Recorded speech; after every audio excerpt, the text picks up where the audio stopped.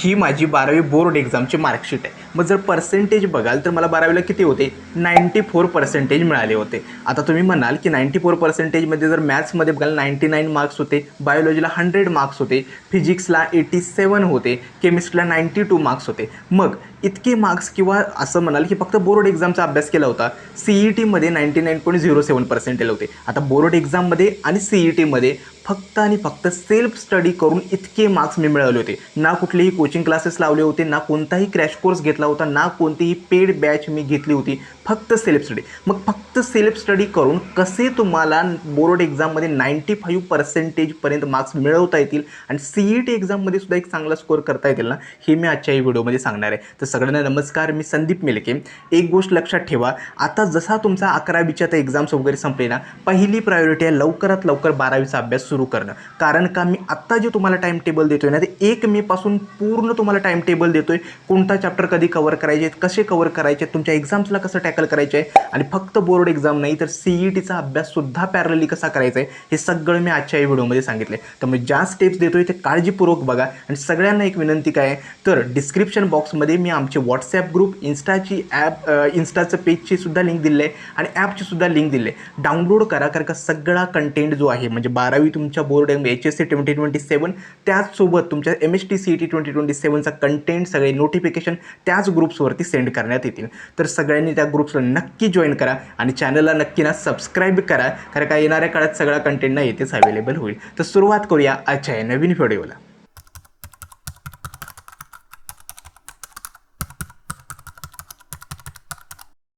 पहिली गोष्ट तुम्हाला काय करायची आहे, 11वी माझी व्यवस्थित नाही झाली आहे, मी काहीच अभ्यास नाही केला आहे, हे सगळं बाजूला ठेवा. 11वीचं इतके काही चॅप्टर्स तुम्हाला लागणार नाही आहेत 12वीसाठी, आणि जे लागतील ना ते तेव्हाच्या तेव्हा कवरसुद्धा करता येईल. त्यामुळे रिग्रेट करायचं नाही तुमच्या 11वी कसे गेले. एक म्हणजे काय, एक फ्रेश सुरुवात, एक नवीन सुरुवात आपल्याला करायची, जी 1 मे पासून तुम्हाला मी टाईम टेबल देतोय.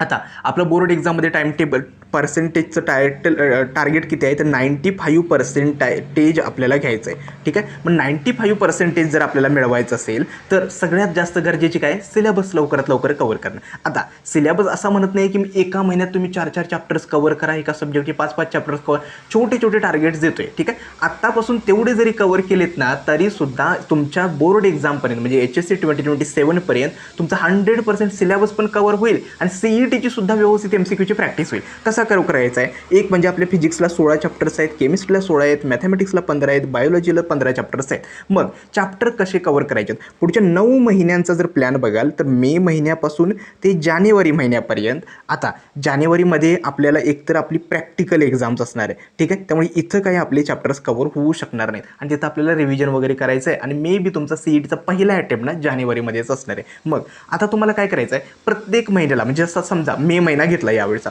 तर मे महिन्यामध्ये तुम्हाला फिजिक्सचे 2 चॅप्टर्स कव्हर करायचे आहेत, केमिस्ट्रीचे 2 चॅप्टर्स कव्हर करायचे आहेत, मॅथमॅटिक्सचे 2 चॅप्टर्स कव्हर करायचे आहेत आणि जर बायोलॉजी असेल तर बायोलॉजीचे 2 चॅप्टर्स कव्हर करायचे. म्हणजे प्रत्येक सब्जेक्टचे तुम्हाला फक्त 2-2 चॅप्टर्स कव्हर करायचे आहेत. कोणते कव्हर करायचे ते तुम्ही ठरवा, जे तुम्हाला सोपे वाटतात ते.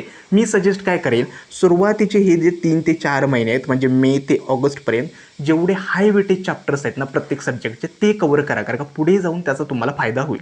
ठीक आहे. आता चॅप्टर कसं कव्हर करायचं हे मी पुढे सांगेलच, परंतु लक्षात ठेवा, जर प्रत्येक महिन्याला ॲटलिस्ट 2-2 चॅप्टर जरी कव्हर केले तर डिसेंबरपर्यंत तुमचा कंप्लीट सिलेबस कव्हर होईल. फक्त काही लो चॅप्टर्स वगैरे राहतील, ते सगळे डिसेंबरमध्ये तुम्ही कव्हर करू शकाल. जानेवारीमध्ये प्रॅक्टिकल एक्झाम आणि सगळं आपल्याला रिव्हिजन करता येईल आणि बोर्ड एक्झामवरती फोकस करता येईल. आणि जशी बोर्ड एक्झाम संपेल ना, पटकन आपल्याला काय करता येईल, तर CETवरती शिफ्ट होतील. आता पहिला अटेम्प्ट CETचा मे बी जानेवारीमध्ये असू शकतो, त्यामुळे बोर्डसोबत मी CETची प्रिपरेशनसुद्धा कशी करायची नाही हे सुद्धा सांगितलं आहे. आता मेमध्ये तुम्हाला समजलं की मला तुमचं टार्गेट काय, 2 चॅप्टर्स मला फिजिक्सचे कव्हर करायचे, केमिस्ट्रीचे 2 करायचे आणि मॅथमॅटिक्सचे 2 करायचे, जर बायोलॉजी असेल तर बायोलॉजीचे 2. ठीक आहे. मग आता कुठलेही चॅप्टर्स कव्हर करायचे आहेत. आता हे जर वेटेज बघाल तर याच्यात कुठलाही चॅप्टर तुम्ही फिजिक्सचे पिकअप करू शकता. मे बी तुम्ही रोटेशनल डायनॅमिक्स आणि मेकॅनिकल प्रॉपर्टीज ऑफ फ्लुइड्स हे 2 कव्हर करू शकता.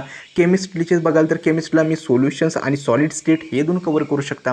मॅथमॅटिक्समध्ये जर बघाल तर मॅथमॅटिकल लॉजिक आणि मॅट्रायसिस हे 2 कव्हर करा. हाय वेटेज पण आहेत आणि इझी पण आहेत. ठीक आहे. बायोलॉजीचं असेल तर रिप्रोडक्शन आणि हायर ॲनिमल्स. ठीक आहे. हे एवढे 2 चॅप्टर जरी कव्हर केले तरी सध्या चालेल, हे तुमचं टार्गेट आहे. मग आता चॅप्टर कव्हर कसा करायचा आहे, कारण का मुलांना वाटतं काय माहीत आहे, कोचिंग क्लासेसमध्ये एक गोष्ट तुम्ही गोल्डन रूल लक्षात ठेवा, कुठलाही कोचिंग क्लास किंवा जिथं काही तुम्ही क्लासेस वगैरे लावले त्याच्यावरती कुणीही डिपेंड राहायचं नाही आहे. त्यांचं काम काय आहे, फक्त त्यांनी तुमच्याकडून पैसे घेतलेले आहेत म्हणून ते लवकरात लवकर सिलेबस कवर करतील, ॲटलिस्ट तुमच्या पालकांना दाखवण्यापुरतं तरी सगळं कवर करतील. ते याचा विचार करणारच नाहीत की तुम्हाला समजतंय, तुम्हाला काही डाऊट्स आहेत. त्यामुळे सगळ्यात जास्त एक चांगली टेक्निक सांगतो, सेल्फ स्टडी. ज्याचा फायदा तुम्हाला आत्ता नाही, तुम्ही कुठल्याही एक्झामची प्रिपरेशन करा, सेल्फ स्टडी खूप गरजेचं आहे. आणि तुमच्याकडे हातामध्ये मोबाईल आहे म्हटल्यावर ना तुम्हाला सगळ्या गोष्टींचा ॲक्सेस आहे. म्हणजे यूट्यूबवरती कुठेही कुठलाही टॉपिक सर्च करून तो समजून घेता येतो. त्यामुळे सेल्फ स्टडीवरती फोकस करायचा आहे आत्तापासून. ठीक आहे, माझं चॅप्टर कसं कवर करायचं आहे पहिल्यांदा बोलूया. फिजिक्स आणि केमिस्ट्रीसाठी सांगतो. पहिल्यांदा काय काम करायचं आहे, यूट्यूबवरती भरपूर फ्री लेक्चर्स आहेत. ठीक आहे, फिजिक्ससाठी तर मी स्वतः तुम्हाला आता लेक्चर्स प्रोव्हाइड करणार आहे. म्हणजे HSC आणि MHT CET 2027साठी फिजिक्सचा जी काही फ्री लेक्चर्स असतील ना, मी यूट्यूबवरती अवेलेबल. मग सगळे इम्पॉर्टंट क्वेश्चन्स असतील, PYQs असतील, CETचे PYQs, हे सगळे मी कवर करेल. ठीक आहे, केमिस्ट्रीसाठी काय करायचं आहे, केमिस्ट्रीसाठी तुम्ही सोविन सर केमिस्ट्री आहे किंवा वेदांतू असेल, PWD यांची जी चॅनल्स आहेत CETसाठी आणि HSCसाठी ना, ती रेफर करा आणि त्यांच्या चॅनलवरती ना केमिस्ट्रीचा जो चॅप्टर करताय त्याचा एकदा वन शॉट लेक्चरमध्ये कवर करा.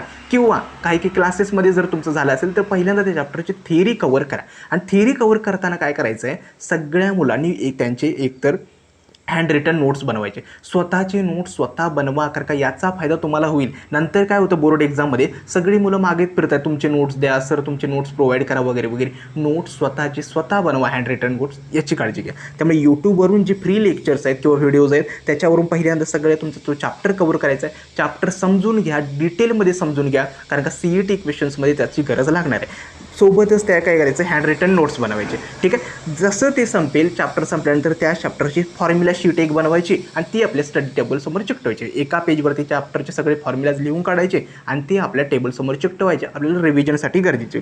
त्यानंतर 3 ते 4 वर्षाचे HSC बोर्ड एक्झामचे PYQs तुम्ही त्या चॅप्टरचे बघून घ्यायचे. म्हणजे क्वेश्चन्स कुठले विचारले आहेत, काय त्याचं सोल्युशन आहे, हे सगळे बघून घ्यायचे. कुठून मिळतील, टार्गेटचं वगैरे बुक असेल ना त्याच्यामध्ये त्यांचे प्रोव्हाइड केले चॅप्टर वाईज क्वेश्चन्स. ठीक आहे, त्यानंतर काय करायचं, टेक्स्टबुकमध्ये जे काही सॉल्व्ड एक्झाम्पल्स आहेत ना त्यांना कवर करायचे. ठीक आहे, टेक्स्टबुकमधली सॉल्व एक्झाम्पल्स इम्पॉर्टंट आहेत. आणि हे एवढं झाल्यानंतर तुम्हाला काय करायचं आहे, CETचे क्वेश्चन्स प्रॅक्टिस करायचे. पुन्हा एकदा सांगतो, यूट्यूबवरून किंवा तुमच्या क्लासेसमधून पहिला थिअरी कवर करा, त्याचे हँड रिटन नोट्स बनवा, त्यानंतर त्याचे फॉर्म्युलाज लिहून काढून ते टेबलसमोर चिकटवा.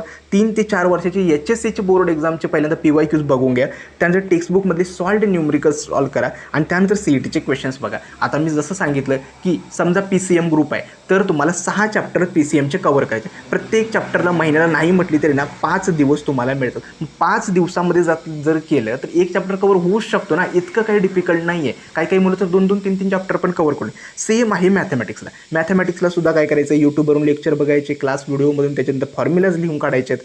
टेक्स्टबुकमधली सॉल्व्ड एक्झाम्पल्स जे आहेत ना त्यांना पहिल्यांदा कवर करायचं आहे. त्यानंतर एक्सरसाइजमधले क्वेश्चन्स आहेत, जसे जमतील तसे सॉल्व करा. आणि मॅथमॅटिक्ससाठी सांगतो, प्रॅक्टिस खूप गरजेची आहे. जेवढी प्रॅक्टिस करता येईल तेवढी करा. आणि CETचे क्वेश्चन्स आहेत ना ते लवकरात लवकर स्टार्ट करा. ठीक आहे, दुसरा आहे बायोलॉजीसाठी मी 100 मार्क्स स्कोर केले होते माझ्या बोर्ड एक्झाममध्ये. बायोलॉजीसाठी लक्षात ठेवा, टेक्स्टबुक जे आहे ना इन डिटेल तुम्हाला फॉलो करावे लागणार आहेत, ऑप्शन नाही आहे. मी बायोलॉजीसाठी एवढंच केलं होतं, स्वतःचे हँड रिटन नोट्स बनवले होते आणि जेवढं शक्य असेल ना तेवढं रिव्हिजन करत होतो प्रत्येक गोष्टीचे त्या हँड रिटन नोट्सचं. त्यामुळे मला प्रॉब्लेम कुठेही आला नाही. प्रत्येक एक्झाम वेळी मी रिव्हिजन करत होतो माझ्या युनिट टेस्टमध्ये, 6 परीक्षा, त्यामुळे मला त्या बायोलॉजीमध्ये तरी काही प्रॉब्लेम आला नाही. त्यानंतर सेल्फ प्रिपेअर्डवरती नोट्सवरती रिव्हिजन आणि PYQs एवढं करायचं आहे. आता मराठी आणि इंग्लिशसाठी काय आत्तापासून प्रेशर घ्यायची गरज नाही, मी ज्यावेळी त्याच्याबद्दल सांगेल. परंतु इंग्लिशसाठी काय करा, ॲटलिस्ट तुम्ही नवनीतचं एक ना गाईड जे असतं इंग्लिशचं, ओके, नवनीतचं गाईड तुम्ही ते घेऊन ठेवा. त्याच्यामध्ये जे ग्रामरचे क्वेश्चन्स आहेत ना ते आत्तापासून थोडेफार बघायला स्टार्ट करा.